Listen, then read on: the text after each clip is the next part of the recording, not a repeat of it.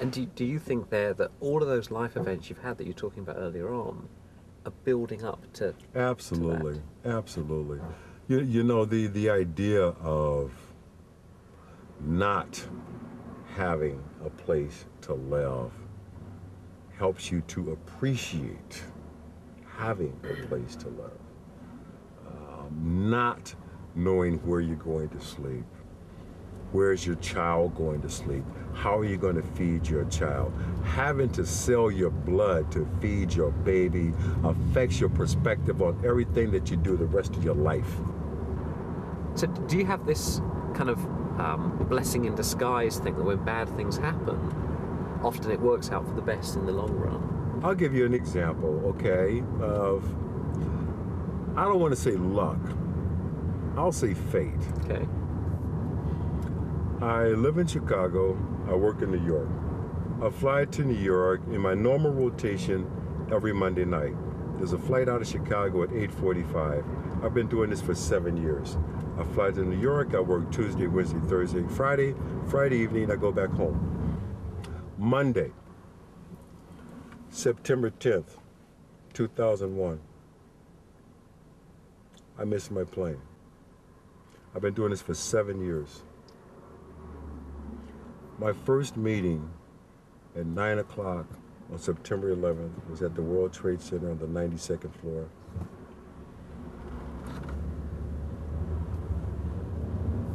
Everybody that I was supposed to be in that meeting with is dead.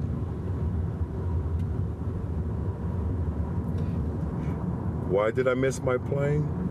Simple reason.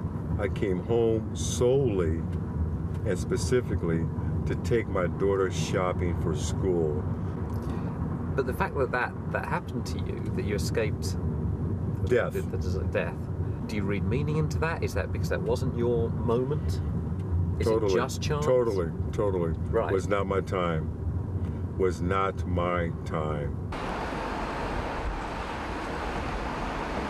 So you did pretty well, 12 out of 20 Oh my on God. the cards. Whoa, So this whoa. is luck test number 2 with Okay.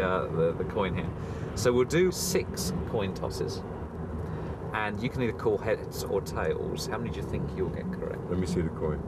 It's a completely genuine coin, as if I would do that to you. No, I just have to. This... There's some. Are you a superstitious man? No. Yeah. But I feel better. Okay. All right. So you wanted to see the coin. You wanted to touch the coin. I wanted to touch the coin. Okay. Just, okay. So right. So now you touch the coin. Okay. Call him. Let's go. Okay. So how many out of 6 do you think you're going to get?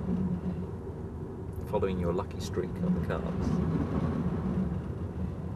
3. 3. Okay. Chance. So here we go. Heads or tails? Tails. Heads. Okay. Okay. Yeah. Number 2. Tails. Heads again.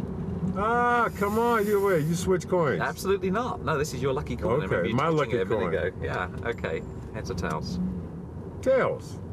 Heads again. Oh, Rich, get out of here. I cannot believe this. Get out of here. Now this means you have to get all 3 correct from here on in. The pressure is on. Oh my God. All right. Okay. Now I can tell you see at one level you're pretending not to care, but deep down It's bothering me. it is, isn't it? Yes, it is. It's disturbing me. As a matter of fact, I want to flip and drive too at the same time. I think not. Okay, so hold on a second. Here we go. Heads or tails? Tails. It's a tail. Okay. So now you're on a roll. Okay. Okay. Heads. It's a head. I cannot believe it. Right. So this hinges on the final one. So this one correct. Your prediction was right. Heads or tails? Tails.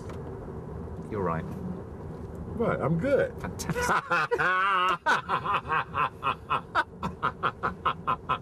All right. How did you do that?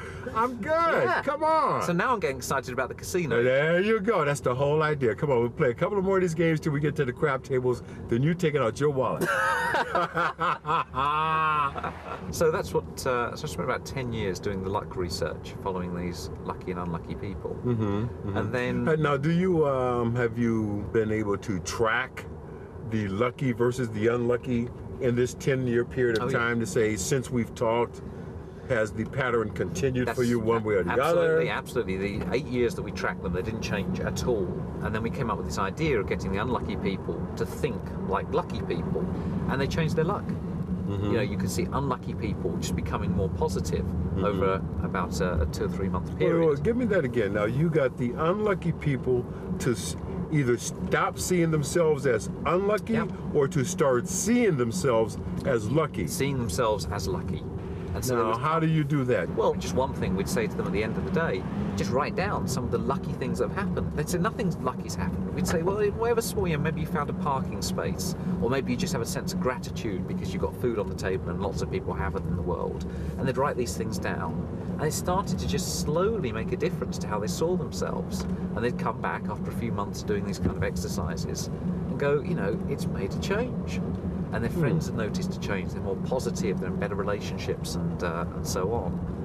And that sticks in your mind. So your work made a difference in that person's life. Absolutely, absolutely. Now let me ask you this: was it luck that your work made a difference in somebody's life, or is there something a little bit more to it? I wouldn't attribute it to luck. I think it's a Really? lot of hard work, strangely enough. So is this what you're doing now? What you've always wanted to do, even as a young guy? When I was a kid, I wanted to be a magician. A musician? A magician.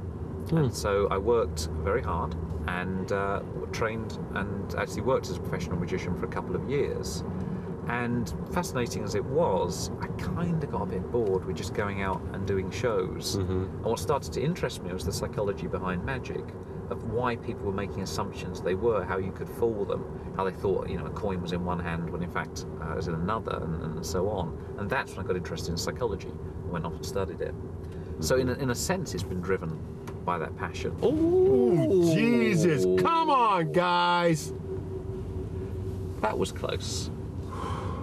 That was close. That was close. That probably was more the car than my reaction. Impressive, okay, though. I You had did a good absolutely job. no I did not idea. even see him at all. Oh my God! Somebody needs to move that poor animal.